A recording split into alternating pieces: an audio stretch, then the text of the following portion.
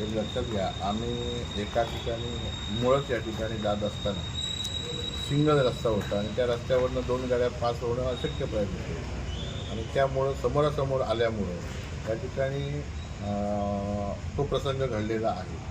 त्यामुळं आहे कसं की आम्ही त्या ठिकाणी त्या गाडीमध्ये बघितलं असता त्या ठिकाणी त्यांचे पती बहुतेक लपलेले आम्हाला दिसले.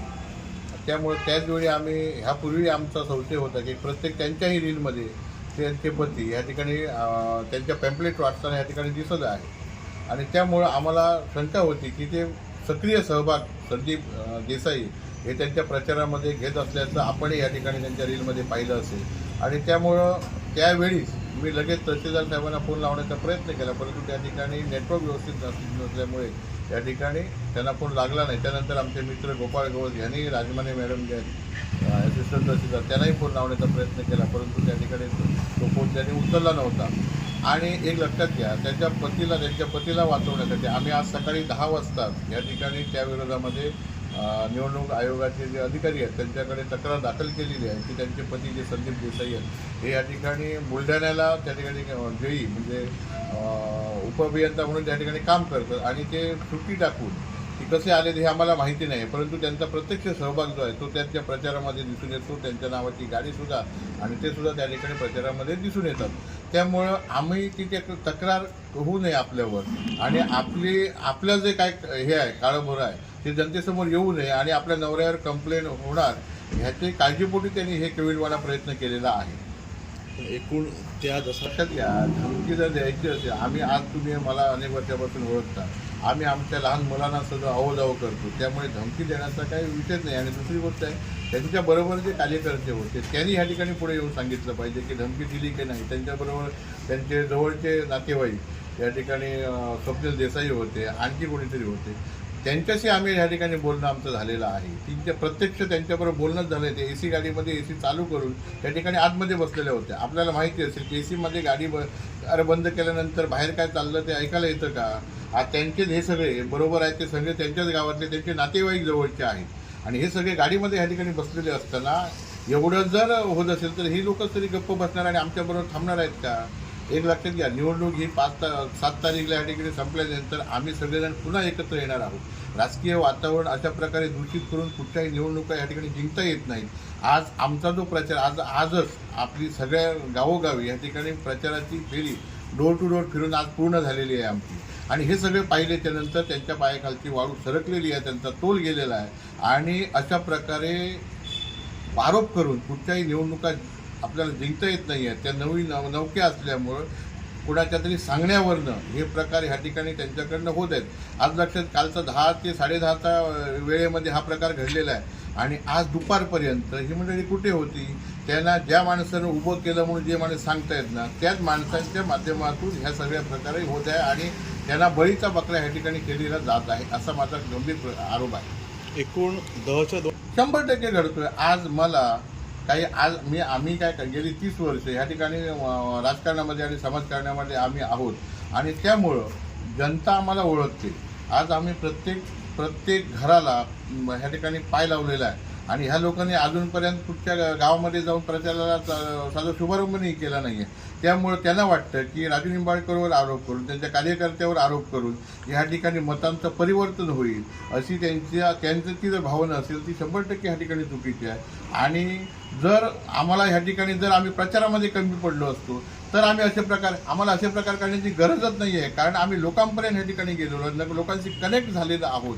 त्यामुळे ही निवडणूक जी आहे ती आपल्या मतदारांनी आणि आपल्या कार्यकर्त्यांनी हातामध्ये घेतलेली आहे. युतीचे सर्व कार्यकर्ते आज पदाधिकारी जे आहेत ते सगळे कामाला योग्यरित्या लागलेले आहेत.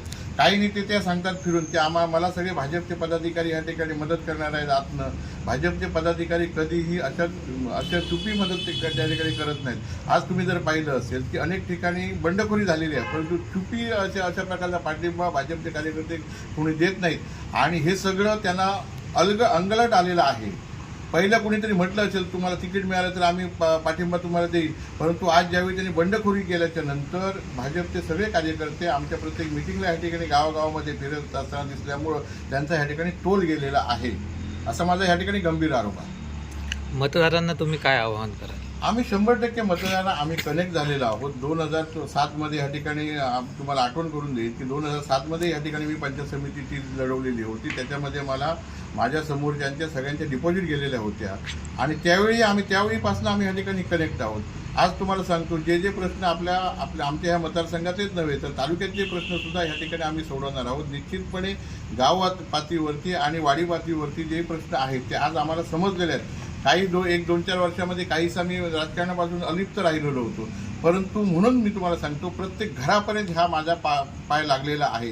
प्रत्येक गावागावामध्ये ह्या ठिकाणी डोर टू डोर आम्ही ह्या ठिकाणी उमेदवार आमचे दोन्ही असतील, आमचे सर्व कार्यकर्ते असतील आणि मी स्वतः 8 दिवसामध्ये आम्ही डोर टू डोर फिरल्यामुळे ही कनेक्टिव्हिटी वाढलेली आहे आणि प्रत्येक वाडीवरचे प्रश्न ह्या ठिकाणी आज समजलेले आहेत. त्यामुळं आमचं युती शासन आहे, केंद्र सरकार आहे आणि जिल्हा परिषद पंचायत समिती ही आमचीच ह्या ठिकाणी बसणार आहे. त्यामुळे हे प्रश्न समजण्यासाठीच आम्ही डोर टू डोर ह्या ठिकाणी फिरलेलो आहोत आणि सगळे प्रश्न सोडवण्याची आम्हाला कुणी सांगण्याची आता गरज राहिलेली नाही आहे आणि सगळे प्रश्न सोडवण्यासाठी आम्ही कटिबद्ध आहोत. त्याचप्रमाणे आपल्या मतदारसंघात हत्तीचा आम्ही एक शेतकरी आहोत. सगळ्यात तुम्हाला सांगतो आज माझ्या जवळजवळ 50-60 किंवा 100 एकरपर्यंत आमच्या घरातली शेती आहे. आजपर्यंत माझ्या शेतीमध्ये कुठचाही पंचनामा झालेला नाही आणि त्यामुळं आम्ही जर पंचनामे खूप करून घेतले असतील त्याच्यापासून जर मला फायदा होणार असेल मला हत्ती हवे अशी कुठंतरी तुम्हाला एक हे वाटलं असतं, परंतु माझा 100% ह्या ठिकाणी प्रयत्न राहणार आहे की ह्या ठिकाणी हत्ती आमच्या दोडामार्गमधनं किंबहुना ह्या सिंधुदुर्ग जिल्ह्यातनं बाहेर गेले पाहिजेत आणि गोरगरीब शेतकऱ्यांना जो त्रास या ठिकाणी सहन करावा लागतो हा त्रास 100% दूर करण्यासाठी मी सक्रिय सहभाग या ठिकाणी पुढच्या कालावधीमध्ये घेणार आहे. आपल्यासोबत प्रचार करताना जे कार्यकर्ते आहेत त्यांनी त्यांचा पाठलाग केला असाही त्यांनी आरोप केलेला आहे, त्याबद्दल आपण काय सांगा? आरोप कुणावरही करू शकतं की लोकशाही आहे आणि आरोप केले म्हणजे ते खरं आहे अशातला भाग नाही. कालच का पाठलाग केला, त्याच्यापूर्वी पाठलाग करता येत नव्हता का? एक लक्षात घ्या, ज्यावेळी समजलं की ह्यांची आता जवळजवळ एक फेरी पूर्ण झालेली आहे, दुसरी फेरी आमची जी कॉर्नर बैठक आहे ती आता सुरू झालेली आहे की हे सगळं लक्षात आलं. त्यानंतर ज्यावेळी त्यांनी प्रचार सुरू केला त्यावेळी तिथं लोक सांगतात की आम्ही ऑलरेडी आम्हाला निंबाळकर साहेबांना शब्द दिलेला आहे, आमच्या कार्यकर्त्यांना शब्द दिलेला आहे. त्यावेळी ह्या सगळ्या घटना ह्या ठिकाणी घडायला गेलेल्या आहेत. राजू निंबाळकरला किंवा त्याच्या कार्यकर्त्यांना आपल्या मतदारसंघातील लोक चांगली ओळखतात. त्यामुळं ओळख आणि अशा गोष्टी केल्यामुळं मतं मिळणार आहेत हे 100% सत्य आहे.